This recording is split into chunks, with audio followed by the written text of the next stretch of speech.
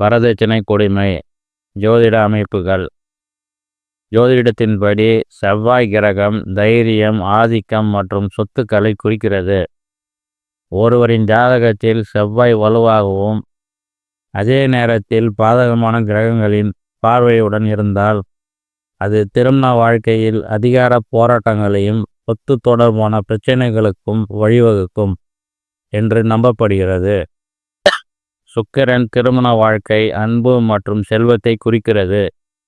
சுக்கிரன் பாதிக்கப்பட்டாலோ அல்லது பலவீனமாக இருந்தாலோ திருமண உறவில் மகிழ்ச்சி குறைவதுடன் பொருளாதார ரீதியான எதிர்பார்ப்புகளும் அதிகமாக இருக்கலாம். ஜாதகத்தில் 2ஆம் வீடு குடும்பம் மற்றும் செல்வத்தையும், 4ஆம் வீடு இல்லற சுகத்தையும், 7ஆம் வீடு திருமண வாழ்க்கையும் குறிக்கிறது. இந்த வீடுகளில் பாவ கிரகங்களான சனி, ராகு, கேது போன்ற கிரகங்கள் இருந்தால் அல்லது அவற்றின் பார்வை இருந்தாலோ திருமண வாழ்க்கையில் பிரச்சனைகள் ஏற்படலாம்.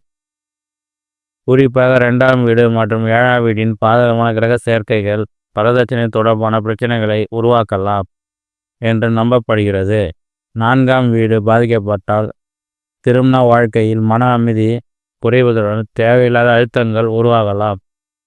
சில ஜோதிட அமைப்புகளின் தோஷங்கள் திருமண வாழ்க்கையில் பிரச்சனைகளை ஏற்படுத்தக்கூடும் என்று நம்பப்படுகிறது. களத்திர தோஷம் போன்ற அமைப்புகள் திருமண உறவில் சிக்கல்களை குறிக்கலாம். மேலும் கிரகங்களின் பாதகமான பார்வைகள், அதாவது கிரகம் மற்ற கிரகத்தை எதிர்மறையாக பார்ப்பது, திருமண வாழ்க்கையில் உராய்வுகளை உருவாக்கலாம். உதாரணமாக செவ்வாய் மற்றும் சனி போன்ற கிரகங்களின் எதிர் அல்லது நேர் எதிர் பார்வையில் உறவில் பதற்றத்தை அதிகரிக்கலாம்.